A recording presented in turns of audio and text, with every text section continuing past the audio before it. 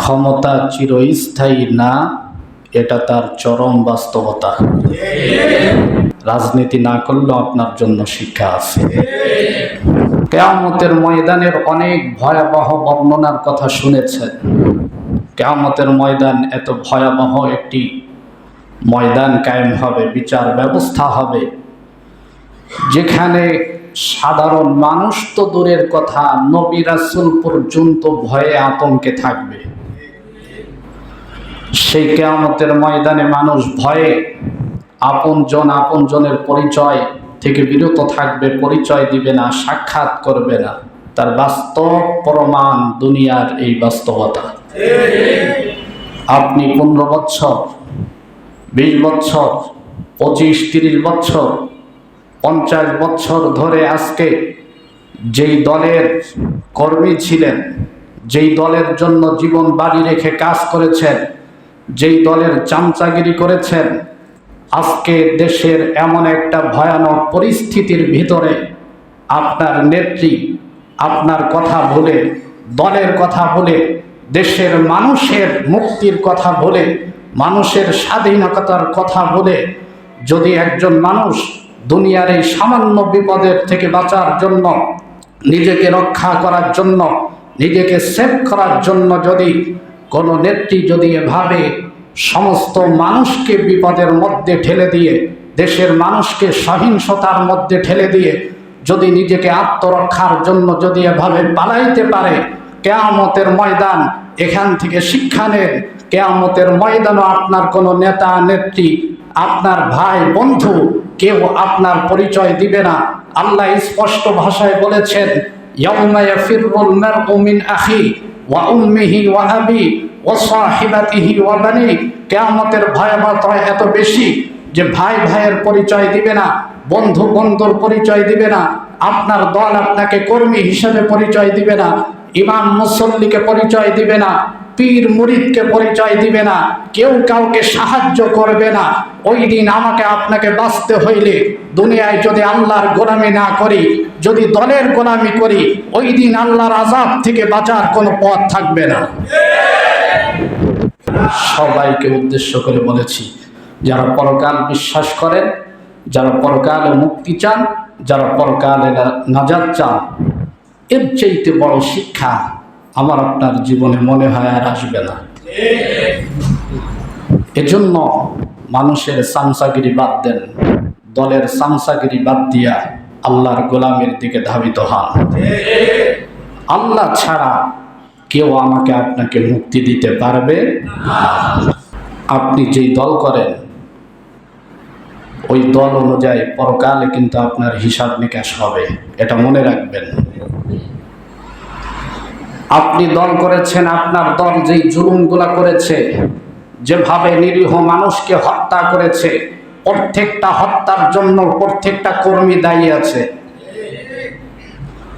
আপনি যদি বিবেকবান হতেন, মানুষ হতেন, মুসলমান হতেন, যখন আপনার দল জুলুম শুরু করেছে আপনি দল থেকে পদত্যাগ করতেন। বর্তমানেও যারা অন্য দল করতেছেন, কথাটি আপনাদেরকেও বলছি, ক্ষমতার পাওয়ার পেয়ে জুলুমের পথ বেছে নেবেন না, পরিণাম ফল আপনাদেরও খারাপ হবে। মক্কা বিজয় দান করেছিলেন, সেই বিজয়কে কেন্দ্র করে আল্লাহ তাআলা এই সূরাটি নাজিল করেছেন। মুসলিমদেরকে একটি কথা স্মরণ রাখতে হবে, মুসলমান যদি আল্লাহর পক্ষে থেকে, আল্লাহর দিকে যদি মুতাওয়াজ্জু হয়, মুসলমানদের বিজয় নিশ্চিত। কোরআনের মধ্যে 114টি সূরা আছে। এই সূরার মধ্যে একটি সূরার নাম হলো সূরা ফাতিহা। কি নাম? সূরা ফাতিহা। ফাতহ মানে হচ্ছে বিজয়। ফাতহ মানে কি? বিজয়। কোরআনের মধ্যে কোনো সূরার নাম পরাজয় নাই, বিজয় নামের সূরা আছে। মুসলিম যদি আল্লাহর উপরে বিশ্বাস রেখে যদি সমস্ত অপশক্তিকে ধৈর্যের সাথে মোকাবেলা করে, আজ হোক কাল হোক, আল্লাহ তাআলা মুসলিমকে বিজয় দান করবেন। এটা আল্লাহর ওয়াদা। ওয়া কানা হাক্কান আলাইনা নাসরুল মুমিনিন। মুমিন যখন বিপদে পড়ে, মুমিনকে সাহায্য করা আল্লাহর উপরে ওয়াজিব হয়ে যায়। এজন্য মন ভাঙ্গার কোনো প্রয়োজন নেই। বর্তমান ফিলিস্তিন বলেন, কাশ্মীর বলেন, যেখানেই মুসলিমদের উপরে অত্যাচার হচ্ছে, মনে রাখবেন পরিস্থিতি ঘুরে দাঁড়িয়ে বর্তমানের মাজলুমরাই একসময় সারা পৃথিবী শাসন করবে। আল্লাহ তাআলা এই সূরার মধ্যে আল্লাহ তাআলা বলেছেন, ইযা জাআ নাসরুল্লাহি ওয়াল ফাতহ, যখন আল্লাহর সাহায্য এবং ফাতহে মক্কা, মক্কা বিজয় এসে পৌঁছবে, ওয়া রাআইতান নাস ইয়াদখুলুনা ফি দীনিল্লাহি আফওয়াজা, তখন আপনি দেখতে পাবেন দলে দলে মানুষ ফি দীনিল্লাহ, আল্লাহর ধর্মের দিকে ধাবিত হচ্ছে। ফাসাব্বিহ বিহামদি রাব্বিকা ওয়াস্তাগফির, তখন আপনি তাসবিহ ও আপনার রবের তাহমিদ পাঠ করবেন। ইন্নাহু কানা তাওয়াবা, নিশ্চয় সবচেয়ে বড় ক্ষমাশীল কে? আল্লাহ। অতএব আল্লাহর হাবিবকে বলেছেন, মক্কা বিজয়ের পর মানুষ আপনার দিকে আসবে, দলে দলে মানুষ ইসলাম গ্রহণ করবে। ফাসাব্বিহ বিহামদি রাব্বিকা ওয়াস্তাগফির, তখন আপনি রবের তাসবিহ পড়বেন, হামদ সানা পাঠ করবেন আর আল্লাহর কাছে ইস্তেগফার পড়বেন। বিজয় পেয়ে অন্য মানুষের উপরে আক্রমণ, বাড়িঘর দখল, জ্বালাও পোড়াও, সহিংসতা চলবে না। আল্লাহর হাবিব সাল্লাল্লাহু আলাইহি ওয়াসাল্লাম মদিনায় থাকা অবস্থায় সাহাবায়ে কিরামকে বললেন, আমার মন চাচ্ছে, মন কাঁদছে, বাইতুল্লাহ একটু জিয়ারত করি, বাইতুল্লাহর মধ্যে গিয়ে একটু আমার রবের কদমে সেজদা দেই। 1400 সাহাবীকে নিয়ে নবীজি বাইতুল্লাহ জিয়ারত করার জন্য গেলেন। বাইতুল্লাহর চাবি ছিল তখন উসমান ইবনে তালহার কাছে। উসমান ইবনে তালহাকে নবীজি গিয়া বললেন, উসমান, বাইতুল্লাহর চাবিটা দাও, আমি বাইতুল্লাহর মধ্যে 2 রাকাত নামাজ আদায় করব। উসমান ইবনে তালহা বললেন, তোমার কি লজ্জা হয় না? তোমার কি শরম হয় না? তুমি আমাদের বাপ দাদার ধর্মে চুনকালি দিয়া মক্কা ছেড়ে চলে গিয়েছ, আবার পুনরায় ফিরে এসে তুমি বাইতুল্লাহর চাবি চাও, কোন অধিকারে? তোমাকে বাইতুল্লাহর চাবি দেওয়া হবে না। অকাট্য ভাষায় নবীজির শানে গোস্তাকি করলো উসমান বিন আব্দুল তালহা। নবীজি উসমানকে ওই দিন একটি কথা বলেছিলেন, উসমান, মনে রাখো, এই দিন না আরো দিন আসবে, এই মক্কা ঘরের চাবি তোমার হাত থেকে বিশ্ব নবীর হাতে একদিন চলে আসবে। মনে রাখতে হবে, পৃথিবীর সমস্ত মানুষকে ক্ষমতার চেয়ারে বসেই মনে করা যাবে না এটা আমার স্থায়ী চেয়ার। তোমাকে মনে রাখতে হবে, 10 বছরের রাজা হলে তারপরে 9 বছরের সাজাও হতে পারে। আজকে ক্ষমতার বাহাদুরি পেয়ে যা মনে চায় তাই করেছ। বর্তমান পরিস্থিতি এমন শিক্ষা মানুষকে দিয়েছেন, যুগ যুগ ধরে মানুষের থেকে শিক্ষা গ্রহণ করতে পারবে। চিন্তা করে দেখেন, যেই মানুষগুলা অন্য মানুষগুলার উপরে এত জুলুম নির্যাতন করলো, ভয়ে আতঙ্কে মানুষ ঘরে থাকতে পারে নাই, সারা রাত চোরের মতো দাবড়ায় নিয়ে বেড়াইছেন, মাত্র কয়েক মিনিটের ব্যবধানে যারা পালিয়েছিল তারা সম্মুখে আসছে, আর যারা সম্মুখে ছিল এখন তারা পালায়। এই চাবি কার হাতে? কার হাতে চাবি? আবার বর্তমানে যারা আসছেন আপনারা মনে করেন না আপনাদেরটা চিরস্থায়ী। জুলুম যদি করেন, চাবি আল্লাহ ঘুরাই দিলে আবার দৌড়ানি খাবেন। এজন্য মুসলিম কোন মানুষ অন্য মানুষের উপরে জুলুম নির্যাতন করতে পারে না। শুনে রাখেন, বিশ্ব নবীকে এত অপমান যে উসমান করেছেন, উসমান ইবনে তালহাকে নবীজি বলেছেন, উসমান, চাবি যেই দিন আমার হাতে আসবে ওই দিনটা তোমার কাছে কেমন লাগবে? এই ঘটনার 8 বছর পরে নবীজি 10,000 সাহাবী নিয়ে নবীজি মক্কা বিজয় করেছেন। মক্কা বিজয় করার পর নবীজি হযরতে আলীকে বললেন, দেখো উসমান কোথায়, উসমানের কাছ থেকে বাইতুল্লাহর চাবি নিয়ে আসো। খুঁজতে খুঁজতে উসমান ভয়ে গিয়া বাইতুল্লাহর ছাদের উপরে পালিয়েছিল। আলী বললেন, চাবি দাও। বলে না, বাইতুল্লাহর চাবি দেওয়া যাবে না। বলেন, উসমান ক্ষমতা কিন্তু আগের মতো নাই, চাবি দিতে হবে। উসমান চাবি দেয় না। আলী ডাক দিয়ে বলে, তুমি আমাকে চিনো না, আমি হচ্ছি শেরে খোদা আলী। রাসূল তোমার উপরে আক্রমণের অনুমতি দেয় নাই, এজন্য কিছু বললাম না। তা না হলে নবীজি চাবি চেয়েছেন, তুমি চাবি দাও নাই, দেহের থেকে কল্লাটা আলাদা করে দিতাম। নবীজির পারমিশন নাই, এজন্য কিছুই বললাম না। চলো নবীজির কাছে যাই। উসমান ইবনে তালহাকে ধরে নিয়ে নবীজির কাছে চলে আসছেন। নবীজি উসমানকে দেখে বললেন, উসমান, বাইতুল্লাহর চাবিটা দাও। উসমান চাবি দিতে চাচ্ছিল না। নবীজি বললেন, উসমান চাবি দাও। উসমান এক পর্যায়ে নবীজির হাতে চাবি দিলেন আর বললেন, নবীজি, এটা আপনার কাছে আমানত। আল্লাহর হাবিব সাল্লাল্লাহু আলাইহি ওয়াসাল্লাম আলীকে বললেন, বাইতুল্লাহর দরজা খোলো। দরজা খোলা হলো। নবীজি বাইতুল্লাহর মধ্যে প্রবেশ করলেন। নবীজি বাইতুল্লাহর মধ্যে দেখেন তারা একটা না দুইটা না 360টা মূর্তি বাইতুল্লাহর মধ্যে স্থাপন করেছেন। নবীজি প্রথম নম্বরে গিয়ে সবচেয়ে বড় মূর্তির উপরে আঘাত করলেন।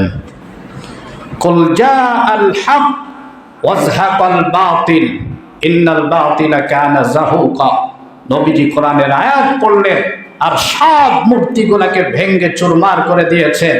কাবা ঘর কোন মূর্তির জায়গা না, মুসলিম কোন মূর্তির পক্ষে থাকতে পারে না, কোন মূর্তি পূজক মুসলিম হতে পারে না। সেটা যার মূর্তি হোক, মুসলমানদের কাজ হচ্ছে মূর্তি ভেঙে দেওয়া। বাইতুল্লাহর মধ্যে যে মূর্তিগুলা ছিল, বড় মূর্তিটা কার জানান? জানা আছে আপনাদের? বড় মূর্তিটা হচ্ছে হযরত ইব্রাহিম আলাইহিস সালামের মূর্তি বানিয়েছিলেন। তো ইব্রাহিম নবীর মূর্তি নবীজি ভেঙে দিয়েছেন। তার মানে হচ্ছে মুসলমান যার মূর্তি হোক, মুসলমান মূর্তি বানাইতে পারে না, মুসলিম মূর্তি ভাঙতে পারে। ইতিহাস মনে রাখতে হবে, বাংলাদেশে মূর্তি নিয়ে আন্দোলন হয়েছিল। অসংখ্য মানুষকে পাখির মতো গুলি করে হত্যা করা হয়েছিল। অসংখ্য উলামা ইকরামকে বছরের পর বছর কারাদণ্ড দেওয়া হয়েছিল। সেই দিন উলামা ইকরাম একটি কথা বলেছিল, সরকার প্রধান মনে রাখবেন, আপনি দেশের সম্পদ দিয়া মূর্তি গড়তেছেন, ক্ষমতা যেদিন চলে যাবে এই মূর্তি কিন্তু থাকবে না, জনগণই ভেঙে দিবে। উলামা ইকরামের কথা কি সত্য হয়েছে না মিথ্যা? শিক্ষা নিয়েন। আলেম ওলামাদের কথা অনেক সময় ভালো লাগে না, আপনাদের গায়ে লাগে। কথা বললেই ক্ষিপ্ত হাত, ইমাম সাহেব এমন কথা কেন বলে, অমুক হুজুর এমন কথা কেমন বলে। আমরা বাস্তবতা ছাড়া কোনো কথা বলি না, কোরআন হাদিসের দলিল ছাড়া কোনো কথা বলি না। প্রত্যেকটা মানুষ এর থেকে শিক্ষা গ্রহণ করা উচিত। নবীজি বাইতুল্লাহর মধ্যে নামাজ পড়লেন। ফাসাব্বিহ বিহামদি রাব্বিকা ওয়াস্তাগফিরহু ইন্নাহু কানা তাওয়াবা। নবীজি আল্লাহ তাআলার প্রশংসা করলেন, সাহাবায়ে কেরাম নামাজ পড়লেন। নামাজের পরে অনেক কাফেররা পালিয়েছিল। আজকে নবীজি মক্কা বিজয় করেছেন, মনে হয় মুসলমানরা যাকে পাবে তাকে হত্যা করবে, যেগুলা কাফেররা ইতিপূর্বে করেছে। মনে হয় মানুষের ঘর বাড়ি জ্বালিয়ে ভেঙ্গে চুরে তছনছ করে ফেলবে। নবীজি মক্কা বিজয়ের পরে নবীজি দাঁড়িয়ে বললেন, শোনো, আজকের এই বিজয় এটা কোনো প্রতিশোধ নেওয়ার বিজয় নাই, প্রতিশোধ নেওয়ার দিন না। আজকের দিন হচ্ছে ক্ষমা করার দিন। আল্লাহু আকবার। পৃথিবীর ভিতরে সবচাইতে আদর্শবান নেতা হচ্ছে আমার নবী, বিশ্ব নবী মুহাম্মদ সাল্লাল্লাহু আলাইহি ওয়াসাল্লাম। সারা পৃথিবীর সমস্ত শাসকদের মডেল হচ্ছে আমার নবী, যেই নবী এত জুলুম নির্যাতন সহ্য করার পরেও মক্কা বিজয়ের পরে প্রতিশোধ নির্ণয় বরঞ্চ সাধারণ ক্ষমার ঘোষণা করেছেন। রাসূলের সেই পথ অনুসরণ করে বাংলাদেশ যখন ৭১ স্বাধীন হয়েছিল, বঙ্গবন্ধু কিন্তু এই ঘোষণা দিয়েছিল, সবাইকে সাধারণ ক্ষমার ঘোষণা করা হলো। কিন্তু দুর্ভাগ্যের ব্যাপার হলেও সত্য, তার কিছুটা প্রতিশোধ নিরীহ মানুষের উপরে নেওয়া হয়েছে। এটা কিন্তু বঙ্গবন্ধুর আদর্শ ছিল না। রাসূল সাল্লাল্লাহু আলাইহি ওয়াসাল্লাম সাধারণ ক্ষমার ঘোষণা দিয়ে দিলেন, কিন্তু নবীজি বললেন, সব মানুষের ক্ষমা হলেও 15 জন ব্যক্তির কোনো ক্ষমা নাই, তাদেরকে যেখানে পাবে সেখানেই তাদেরকে হত্যা করবে। সবাইকে ক্ষমা করেছেন, ক্ষমা করেন নাই কয়জনকে? 15 জন। এর মধ্যে কিছু মহিলা ছিল, কিছু পুরুষ ছিল। এদের কোনো ক্ষমা করা হবে না, এদেরকে যেখানে পাও সেখানে আক্রমণ করে দুনিয়ার থেকে বিদায় দিয়ে জাহান্নামে পাঠিয়ে দিবে। আজও বিজয়ের এই উল্লাসে প্রত্যেক মানুষকে বলবো, সাধারণ ক্ষমার ঘোষণা করে দেন। আর মানুষের, আমি বুঝি না মানুষ এমনটি কেন করে। মানুষের মধ্যে যদি বিবেক থাকতো, বাস্তবে বর্তমান বাংলাদেশের আপনি যে দলই বলেন, রাজনীতির বুকে পচন ধরেছে। রাজনীতির মধ্যে কোনো আদর্শ নাই, নীতি নাই, নৈতিকতা নাই, মানুষত্ব নাই। রাজনীতি হচ্ছে যে দল ক্ষমতায় আসবে অপর দলকে আক্রমণ করবে। এটা বাংলাদেশে একটা মহামারী রোগ ধারণ করছে। কিন্তু আমাকে আপনাকে মনে রাখতে হবে, এই মহল্লার মধ্যে যত মানুষ আছেন, যে দলের মানুষই থাকেন, আপনারা তো সকলে ভাই ভাই নাকি? তো ভাই ভাইয়ের মধ্যে শত্রুতা পোষণ করে কি লাভ? আজকে আপনি ক্ষমতায় নিরীহ মানুষকে আক্রমণ করলেন, কালকে যখন ক্ষমতার থেকে যাবেন ওই নিরীহ মানুষ আপনাকে আক্রমণ করবে, প্রতিশোধ নেওয়া হবে। এই প্রতিশোধের কি দরকার? ক্ষমতা আজকে আছে, কালকে নাই। ক্ষমতা থাকলে ক্ষমতার মানেই হচ্ছে জনগণের খেদমত করা। এই খেদমতটা বর্তমান রাজনৈতিক দলের মানুষগুলা ভুলে গিয়ে ক্ষমতাকে আরাম আয়েশের বস্তু বানিয়েছে। এজন্যই বাংলাদেশে এত মারামারি আর কাটাকাটি। এগুলার থেকে আমাদেরকে বেরিয়ে আসতে হবে। এই হিংসা বিদ্বেষ ভুলে যেতে হবে। মনে রাখতে হবে, আমরা সকলেই বাংলাদেশি, আমরা মুসলিম, আমরা একজন আর একজনের ভাই। মুসলিম ছাড়া যারা আছে বাংলাদেশে, মুসলমানদেরকে কিছু না বললেও হিন্দু বৌদ্ধ খ্রিস্টান যারা আছে তাদের বাড়িঘর ভাঙ্গা তো জায়েজ। কথা বলেন না কেন? তাদেরটা আরো আগে হারাম করেছেন। কোন হিন্দু বৌদ্ধ খ্রিস্টান সংখ্যালঘুদের উপরে হামলা করা, সংখ্যালঘুদের বিপক্ষে দাঁড়ানো ইসলাম কখনোই সমর্থন করে না, বরঞ্চ কড়াভাবে এটা নিষেধ করা হয়েছে। আমি বাংলাদেশের প্রত্যেক মানুষকে বলবো, যে সমস্ত জায়গায় অনাকাঙ্ক্ষিত ঘটনা ঘটতেছে, সংখ্যালঘুদের উপরে হামলা করা হচ্ছে, অতি দ্রুত এই হামলা বন্ধ করেন। তা না হলে বাংলাদেশের প্রত্যেকটা মুসলমানের দায়িত্ব হলো, যেই সমস্ত সন্ত্রাসীরা হিন্দুদের উপরে আক্রমণ করতেছে, মন্দিরের উপরে আক্রমণ করে, সংখ্যালঘুদের উপরে হামলা করতেছে, এদেরকে চিহ্নিত করে প্রত্যেকটাকে বিচারের আওতায় আনতে হবে। বাংলাদেশের প্রত্যেকটা বিধর্মী বাংলাদেশের বুকে তারা নিরাপদে বসবাস করবে। এ ব্যাপারে কোনো ধরনের কোনো আক্রমণ করা যাবে না। কোনো একজন বিধর্মী যেন আক্রমণ তো দূরের কথা, কারোর কটু কথার শিকারও যেন না হয়। এটা রাসূলের আদর্শ। তো রাসূল সাল্লাল্লাহু আলাইহি ওয়াসাল্লাম মক্কা বিজয়ের পরে সব মানুষকে ক্ষমা করে দিয়েছিলেন। ক্ষমা করেন নাই কয়জনকে? 15 জনকে। আজও সব মানুষের ক্ষমা, তবে যারা মানুষের উপরে জুলুমের সর্বশেষ বল প্রয়োগ করেছে, ওই সমস্ত জালেমদের কোনো ক্ষমা হবে না। যেই সমস্ত জালেমেরা 2013-তে ব্লগারেরা শাহবাগে বসে বিশ্ব নবীর শানে বেয়াদবি করেছিল, রাসূল প্রেমিকরা যখন শাপলা চত্বরে প্রতিবাদে গিয়েছিল, শাপলার বুকে নিরীহ মাদ্রাসার ছাত্রদেরকে রাতের আধারে অন্ধকারের মধ্যে পাখির মতো গুলি করে যারা হত্যা করেছিল, ওই সমস্ত জালেমের বাংলার বুকে কোনো ক্ষমা হবে না। বাংলাদেশের ইতিহাসে যারা বিডিআর বিদ্রোহ ঘটিয়ে অসংখ্য মায়ের বুক খালি করেছে, ওই সমস্ত জানোয়ারদের কোনো ক্ষমা হবে না। যেই সমস্ত জুলুমবাজেরা ছাত্রদের বুকের উপরে গুলি করেছে, অসংখ্য মায়ের বুক খালি করেছে, দুধের বাচ্চাদেরকে যারা শহীদ করেছে, এই সমস্ত জালেমদের কোনো ক্ষমা হবে না। বাকি সব মানুষকে ক্ষমা করে দেন। জুলুম যারা করবে, জুলুমের সর্বোচ্চ বল প্রয়োগ যারা করবে, আজ হোক কাল হোক তাদের বিচার হবে। মনে রাখবেন, সামনে যারা ক্ষমতায় আসবেন, আপনারাও যদি জুলুম করেন আপনাদেরও বিচার হবে। যে দলই ক্ষমতায় আসুক, যে মতই ক্ষমতায় আসুক, ক্ষমতার অপব্যবহার করলে তার বিচার হবেই হবে।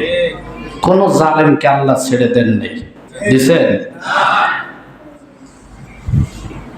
তো আল্লাহর হাবিব সাল্লাল্লাহু আলাইহি ওয়াসাল্লাম মক্কা বিজয়ের পর সব মানুষকে ক্ষমা করে দিলেন। মানুষজন নবীজির এই সুন্দর ব্যবহার দেখে দলে দলে কালেমা পড়ে মুসলমান হয়ে গেল। ওসমান ইবনে তালহা নবীজির হাতে বাইতুল্লাহর চাবি দিয়েছিলেন। চাবি নেওয়ার পরে রাসূলের সাহাবী হযরতে আলী মনে করলেন, চাবিটা মনে হয় আমার হাতে দিবে। বাইতুল্লাহর চাবি যার হাতে আসবে তার মতো কপাল বানার কে আছে? হযরতে আব্দুল্লাহ ইবনে আব্বাস মনে করলেন, চাবিটা মনে হয় নবীজি আজকে আমার হাতে দিবেন। সব মানুষগুলো অপেক্ষায় আছে, নবীজি চাবিটা কার হাতে দেয়। আল্লাহর হাবিব সাল্লাল্লাহু আলাইহি ওয়াসাল্লাম ওসমান ইবনে তালহাকে ডাক দিয়ে বলেন, ওসমান, ওই দিন আমাকে চাবি দিয়েছিলে না, আজকে চাবিটা আমার হাতে, আমি যাকে ইচ্ছা তাকে চাবির মালিক বানায়া দিতে পারবো।